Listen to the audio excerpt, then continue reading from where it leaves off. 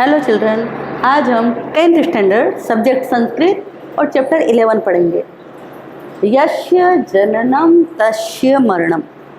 तो चैप्टर का मतलब ये है कि जिसका जन्म होता है उसकी मृत्यु भी होती है। तो पहले हम ग्लोसरी पढ़ेंगे, उसके बाद इंट्रोडक्शन और उसके बाद स्टोरी। ग्लोसरी: प्रतिवेशी यानी पड़ोसी, नेबर; अतिथि यानी गेस्ट या मेहमान; वंचक यानी चीटर या चीट; स्विक यानी खुद का अपना, वंस ऑन; जातानी यानी जन्म लेना या बॉर्न; परस्व यानी डे आफ्टर टुमारो। परसों, हिंदी में परसों बोलते हैं, गुजराती में भी बोलते हैं, तो परसों यानी डे आफ्टर टुमारो। ही यानी इंडिड। प्रभुत लोभ यानी बहुत ज़्यादा लालच, वेरी ग्रीडी। अपत्य रूपेण बच्चों के रूप में यानी एज ए चाइल्ड। न प्रत्यर्पितवान रिटर्न नहीं करना, डिड नॉट रिटर्न। याचते यानी रिक्वेस्ट करना या मांगना, टू बेग। तत्र स्थापितवान वहाँ रख दिया, प्लेस देयर। एवं कथम भवेत ऐसा कैसे होता हुआ, हाउ कैन दिस हैपन। जगति यानी इस दुनिया में, इन द वर्ल्ड। पात्र उपयोग अवसाने बर्तनों का उपयोग करने के बाद, at the end of the use of utensils.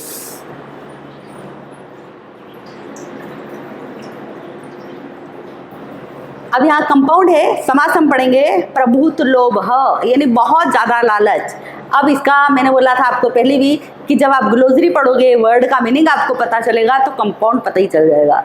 और जहाँ इनडायरेक्ट कोई बात बोली जाती है तो वहाँ बहुव्रीहि कंपाउंड होता है। प्रभुत लोभ यानी बहुत लालची था वो, तो कौन लालची था? वित्तदास, पैसे का गुलाम जो था वो, इसलिए यहाँ बहुव्रीहि कंपाउंड है। वाणिक जन, ये वाणिक का मतलब वाणिया और जन यानी पर्सन। तो पहले क्वालिटी बताई है, बाद में नाउन है, यानी एडजेक्टिव प्लस नाउन अगर है तो कर्मधारय समास होगा। एक मास, मास तो कॉमन शब्द है, लेकिन किस मास की बात हो रही है? एक मास की बात हो रही है, इसलिए यहाँ भी कर्मधारय समास होगा। सशोकम, शोक यानी दुख। सशोकम यानी शोक के साथ। ये जो आगे शोक में अ स लगा है ये अव्यय है, इसलिए अव्ययी भाव समास। कोपाविष्ट, इसका मतलब है गुस्से से भरा हुआ, से भरा हुआ यानी विद। तो बाय, तो यहाँ तीसरे नंबर पर ये चीज आती है, इसलिए तृतीया तत्पुरुष समास। कूटनाथ, कूट का नाथ, नीति में का मालिक, मास्टर, तो का शब्द बीच में आया है, इसलिए षष्ठी तत्पुरुष समास। अब हम इंट्रोडक्शन लेते हैं। यस्य जननम तस्य मरणम, जिसका जन्म होता है उसकी मृत्यु भी होती है। तो पहली बात यही है कि मैंने आपको बोला है कि राइटर कंपलसरी अपनों को याद करना है। तो ये जो है हमारे पास लेसन जो है वो जातक माला से लिया गया है, और जातक माला जो है आर्यसूर्य ने लिखी थी। तो ये जो लिटरेचर है, चाहे वो हिंदी लिटरेचर हो, चाहे गुजराती लिटरेचर हो, या संस्कृत लिटरेचर है, इसमें एक उपदेश देने की परंपरा है। ये परंपरा का मतलब है शुरू से लेकर अभी तक ये सिखाया जाता है स्टोरी के माध्यम से। अगर हम आपको कोई चीज़ बोले बेटा ये ऐसा कर लो, ये ऐसा कर लो, तो आपको थोड़ा अच्छा नहीं लगेगा, क्या हमेशा ये बताते रहते हैं, सीख देते रहते हैं। लेकिन अगर वो चीज़ स्टोरी में आपको सुनाई जाए तो स्टोरी सुनने में आपको बहुत मज़ा आएगा, और बहुत मज़े से आप सुनोगे, शांति से सुनोगे, उस चीज़ को एक एक चीज़ को समझोगे, और बाद में धीरे से जब मोरल आपके सामने आएगा तो आप आसानी से उस चीज़ को समझ जाओगे। तो देख 9th में भी एक सेकंड चैप्टर था, और उसमें ये था कि चातक बर्ड का बच्चा जो था और उसको बहुत प्यास लगी होती है, तो मम्मी की बात मानता नहीं है, क्योंकि वो तो क्लाउड का पानी पीते हैं और बारिश होती नहीं है। तो उसकी मम्मी बोलता है मुझे बहुत प्यास लग रही है और मैं तो पोंड का पानी पीने जा रहा हूँ। तो उसकी मम्मी समझाती है बेटा हम पोंड का पानी नहीं पीते हैं, हम तो क्लाउड का ही पानी पीते हैं, इसलिए तुमको नहीं जाना चाहिए, तुम नहीं जा सकते हो, ना ही पोंड का पानी पी सकते हो। वो बच्चा अपनी मम्मी की बात मानता नहीं है और पानी पीने के लिए जाता है, और जब उड़ते उड़ते थक जाता है तो बीच में एक स्टे करता है, एक पेड़ पर रुकता है। तो वहाँ एक गरीब किसान जो मरने वाला रहता है, और उसका बच्चा उसके पास बैठ के बोलता है कि फादर आज मुझे रास्ते में एक बैग से भरा हुआ बैग मिला, और मैंने जैसे ही उससे लेने के लिए हाथ फैलाया, वैसे ही मुझे आपकी बात याद आ गई कि दूसरों का धन लेना हमारा कुलाचार नहीं है। तो मैंने वो बैग वैसे ही वहाँ छोड़ दिया और मैंने उसको नहीं लिया। वैसे ही इतनी बात सुनते ही वो चातक जो बर्ड होता है उसको, बच्चे को याद आता है कि नहीं, ये किसान जो है इतना गरीब है और मरने वाला है, और इतने गरीब होते हुए भी इसके बच्चे ने वो बैग नहीं लिया धन से भरा हुआ, जिससे कि उसकी सारी गरीबी खत्म हो सकती थी। ये अपने कुल के जो आचार है, जो सिस्टम है, रोज रूल्स रेगुलेशन है, उसको फॉलो कर रहा है। तो मुझे भी अपने सिस्टम, जब अपने कस्टम, अपने रूल्स को फॉलो करना चाहिए, अपनी मम्मी की बात माननी चाहिए, और वो वापस आ जाता है। तो वो स्टोरी के माध्यम से हमें कुछ ना कुछ सीखने को मिलता है। दूसरी खास बात स्टोरी, संस्कृत स्टोरी में ये भी होती है कि जो कैरेक्टर होते हैं उनके जो गुण होता है, जो उनका कर्म होता है, उसके हिसाब से ही उनका नाम रखा होता है। यानी कि हमारा सेकंड चैप्टर है, अब उसमें देखो यद भविष्य विनश्यति, उसमें 3 कैरेक्टर हैं। यद भविष्य यानी जो कैरेक्टर अपने फ्यूचर पर निर्भर रहता है कि जो ऐसा होगा वो तो होना ही है, तो भविष्य पर निर्भर रहता है और कुछ करता ही नहीं है। एक है अनागत विधाता, परिस्थिति जो नहीं आने वाली है उसके लिए भी पहले से ही तैयारी रखो, और वो उसी चीज़ को, तो उसको उसी चीज़ को फॉलो करता है कि परेशानी बाद में आएगी, इसलिए मैं पहले से ही क्यों ना तैयारी कर लूँ। तो वो मछुआरे जब मछलियों को पकड़ने के लिए आने वाले रहते हैं तो पहले से वो क्या सोचता है कि कल मछुआरे आएंगे और मुझे पकड़ ले जाएंगे, इससे अच्छा बेटर होगा कि मैं आज ही तैयारी कर लूँ अपनी दूसरे पॉइंट में जाने की। तो दूसरे पॉइंट में चला जाता है। एक प्रत्युत्पन्नमति, जिसकी बुद्धि तुरंत काम करे, वो उसको पता है कि जो भी परिस्थिति उत्पन्न आएगी मैं तो अपने दिमाग से तुरंत उसका सॉल्यूशन निकाल लूँगा और बच जाऊँगा। तो वो सेकंड चैप्टर में हमारे यद भविष्य विनश्यति में 3 कैरेक्टर थे, और तीनों कैरेक्टर का जो नाम था, जो कर्म था, जो नेचर था, उसी के हिसाब से उनका नाम था। यहाँ भी हमारे पास 2 कैरेक्टर हैं, एक है कूटनाथ और दूसरा है वित्तदास। वित्तदास, वित्त यानी मनी, पैसे का गुलाम, और दूसरा है कूटनाथ यानी कूटनीति का मालिक, स्वामी। बहुत दिमाग चलता था उसका कूटनीति में। अब वो उसी के हिसाब से जो उनका कैरेक्टर है, जो उनका नाम है, जो उनका नेचर, उस हिसाब से ये रोल प्ले कर रहे हैं। अब इसमें खास बात संस्कृत में ये भी है कि इसमें संस्कृत में सूक्ति है, लोभ पापस्य कारणम, और वही हमारा मोरल है कि लोभ जो है पाप का बहुत बड़ा कारण होता है। अगर हम कहीं लालच में पड़े तभी हमारा विनाश होगा। तो जीवन में हमें ये स्टोरी पढ़ने के बाद ये सीख मिलेगी कि हमें कभी भी लालच नहीं करना चाहिए। जब हम लालच करेंगे तभी हम परेशानी में पड़ेंगे, तकलीफ में पड़ेंगे और बुरे लोगों के बीच में फंस जाएंगे, या हमें किस ना किस ट्रबल का सामना तो करना ही पड़ेगा। तो अच्छा होगा कि हम लालच ना करें, जो हमारे सामने परिस्थिति है उसी को फेस करें और शांति से आगे बढ़ें। अब लेसन हम चालू कर रहे हैं। अस्ति वित्तदासो नाम प्रभुत लोभ समृद्ध कश्चित वाणिज्यन। एक वनिया था और वो रिच था, समृद्ध था, तो भी बहुत लालची था। बहुत पैसा है उसके पास, रिच है, तो उसको लालच करने की क्या आवश्यकता है, लेकिन तो भी वो लालची था। तस्य कूटनाथ अभिज्ञ वैश्य प्रतिवेशिक आसीत। उसका कूटनाथ नाम का एक वैश्य प्रतिवेशी यानी नेबर था। अब देखो, वैश्य का मतलब भी वाणिया होता है और वाणी का मतलब भी वाणिया होता है, लेकिन चूंकि आप 10th में हो, आपके पास MCQs आएंगे, तो आपको ये ध्यान रखना है कि वित्तदास के लिए वाणिज्यन यूज करा है और कूटनाथ के लिए वैश्य शब्द यूज करा है। तो ये मीनिंग भले दोनों का एक ही निकल रहा हो, MCQs में जब आए कूटनाथ तो वो वाणिज्य नहीं है, वैश्य है, ये चीज हमें ध्यान रखनी है। एकदा कूटनाथेन चिंतितम यद अयम वित्तदासः धनिकः अपि लुब्धा वर्तते। ये जो वित्तदास है बहुत पैसे वाला है तो भी लालची है। अतः केनापि उपायेन मया असो वंचनीय। तो मैं ऐसा क्या करूं कि इसके साथ चीटिंग कर सकूं। अब कूटनाथ को एक दिन क्या चिंता हुई कि वित्तदास इतना पैसे वाला है तो भी बहुत लालची है, तो मैं ऐसा क्या करूं कि इसके साथ थोड़ी चीटिंग कर लूं, अर्थात इसको थोड़ा सा लेसन दे सकूं। एवं विचार्य सह कूटनाथ एकदा वित्तदासस्य गृहम उपगम्य अकथयत। ऐसा विचार करके कूटनाथ ने क्या करा, एक दिन उसके घर गया और वहाँ पहुँचकर उसने कहा, भो श्रेष्ठीन अस्माकं बहवः कुटुम्बीजनाः स्वः अतिथय भविष्यन्ति। हे सेठ, कल मेरे यहाँ मेरे बहुत सारे फैमिली मेम्बर, कुटुम्बीजन, परिवार के लोग गेस्ट होंगे, अर्थात कल मेरे यहाँ बहुत सारे लोग मेहमान होंगे या आएंगे।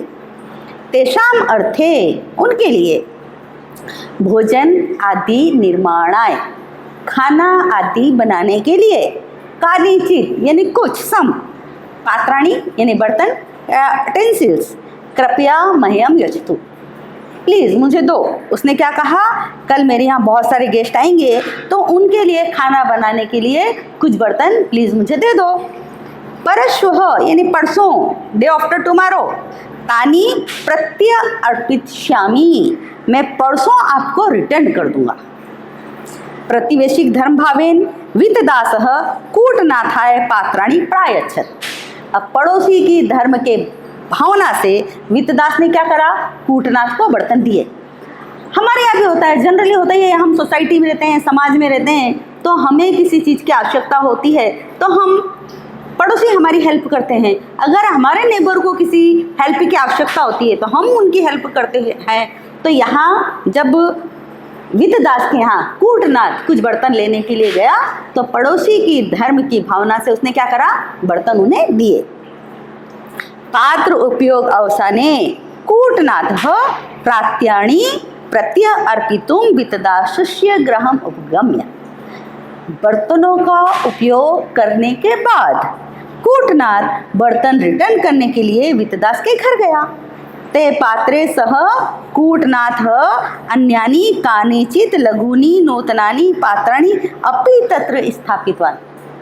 अब बर्तनों का जो उपयोग हो गया तो बर्तन रिटर्न करने के लिए उसने क्या करा, कूटनाथ ने उसके घर गया और जो बर्तन उसे दिए तो उन बर्तनों के साथ, जो बर्तन उसने लिए थे उसके यहाँ से लेकर गया था, वो बर्तन तो रिटर्न किए, लेकिन उन बर्तनों के साथ छोटे छोटे नए बर्तन भी रख दिए। लघुना नूतनानां पात्राणां दर्शनेन विस्मितः वितदासः कूटनाथं पृच्छत्। अब छोटे छोटे नए बर्तनों को देखकर कूटनाथ को आश्चर्य हुआ और उसने पूछा कूटनाथ से, भो वयस्य, वैसे ने फ्रेंड, हे फ्रेंड, एतानी पात्राणि मम न सन्ति, ये बर्तन मेरे नहीं हैं। कूटनाथ अकथयत, कूटनाथ ने रिप्लाई किया, जवाब दिया, मित्र यानी पात्राणि भवता दत्तानि, हे मित्र आपने जो बर्तन दिए थे, तानि मम गृहे रात्रो प्रसूतानि, उन बर्तनों ने रात को मेरे घर बच्चों को जन्म दिया। प्रसूतानी यानी उनकी डिलीवरी हुई। अब वापस से सुनो, उसने क्या कहा कूटनाथ ने कि जो बर्तन आपने मुझे दिए थे वो बर्तनों ने रात को मेरे घर में इन नए बच्चों को या नए बर्तनों को जन्म दिया। एतानि लघुनि नूतनानि पात्राणि भवतः पात्राणाम अपत्यानि सन्ति। तो ये जो नए नए छोटे बर्तन हैं ये आपके बर्तनों के बच्चे हैं। अपत्य रूपेण नूतनानि पात्राणि संप्राप्य वितदासः प्रसन्नः जातः। बच्चों के रूप में नए बर्तन प्राप्त करके वितदास खुश हो गया। कॉमन सेंस की बात है। और ये चीटिंग करने का अलग अलग तरीका होता है, अपना अपना तरीका होता है। तो पहले हमने बोध ले लिया है, लेसन ले लिया है, मोरल ले लिया है कि हमें लालच में नहीं पड़ना है। जिस दिन हम लालच में पड़ेंगे उसी दिन डिस्ट्रॉय हो जाएंगे या बहुत बड़ा नुकसान हो जाएगा। अब वितदास इतना पैसे वाला था, उसको इतनी बुद्धि तो होनी चाहिए ना कि बर्तन कभी जन्म नहीं देते हैं। वो लालच में क्यों पड़ा? वो लालच में पड़ गया कि भाई अच्छा है कि बड़े बड़े बर्तनों के साथ छोटे बर्तन मिल गए, खुश हो गया वो देखकर। और उसके दिमाग में शायद उसने सोचा ये तो बेवकूफ़ है और उसने मुझे बर्तन दे दिए। लेकिन हर बार सामने वाला बेवकूफ़ नहीं होता है, वो हमें भी बेवकूफ़ बना देता है। तो यहाँ देखो फिर क्या हुआ, उसे वो जो वितदास था छोटे छोटे बर्तनों को देखकर बहुत खुश हो गया। व्यतीतेषु कतिपयेषु दिवसेषु कूटनाथः पुनः अपि वितदासं पात्रार्थम प्रार्थयत। कूटनाथ तो वैसी कूटनीति का मालिक था, वैसी स्वामी था, बहुत बुद्धि चलती थी उसकी। अब उसने क्या करा, वो बर्तन तो दिए लेकिन कुछ समय बीतने के बाद वापिस से वो वितदास से बर्तन लेने गया। प्रदत्तेभ्य पात्रेभ्य अपि अधिकानां पात्राणां लाभो भविष्यति। दिए गए बर्तनों से भी ज़्यादा बर्तनों का लाभ होगा। उसने क्या सोचा उसके दिमाग में कि मैं जो बर्तन दूंगा उससे भी ज़्यादा बर्तन मुझे मिलेंगे। इति दुर्मतिया, मति ने बुद्धि, ऐसी बुरी मति से, दुर्मति से प्रेरितो वितदासः तस्मै सर्वाणि इष्टानि पात्राणि दत्तवान्। उसके दिमाग में क्या लालच आ गया कि ये मैं जो बर्तन इन्हें देने वाला हूँ उसके बदले में मुझे इनसे ज़्यादा बर्तन मिलेंगे। ऐसी बुरी बुद्धि से प्रेरित होकर उसने क्या करा, जितने भी घर में बर्तन थे सारे के सारे वित्तदास को कूटनाथ को दे दिए। व्यतीते अपि एक मासे यदा कूटनाथ पात्राणि न प्रति अर्पितवान। अब 1 महीना बीत गया, तब तक क्या करा, कूटनाथ ने बर्तन रिटर्न ही नहीं करे। और जब 1 महीने तक बर्तन रिटर्न नहीं करे तो कूटनाथ को क्या हुआ, तदा चिंतामापन, उसको चिंता हुई। वित्तदास कूटनाथ गृहं गत्वा स्वेकानि पात्राणि अयाचत। अब उसने क्या करा, कूटनाथ के घर गया और खुद के बर्तन मांगे। कूटनाथ सशोकम अकथयत। कूटनाथ ने, चीटर तो था ही वो, उसने क्या करा, शोक के साथ कहा, भवतः सर्वाणी पात्राणि मृतानि। बहुत दुखी जैसा मुंह बनाया, दुख के साथ उसने कहा, भाई आपके तो सारे बर्तन मर गए। वित्तदास कोपाविष्ट सन अकथयत, और गुस्से से भर गया और उसने कहा, एवं कथम भवेत, ऐसा कैसे हो सकता है।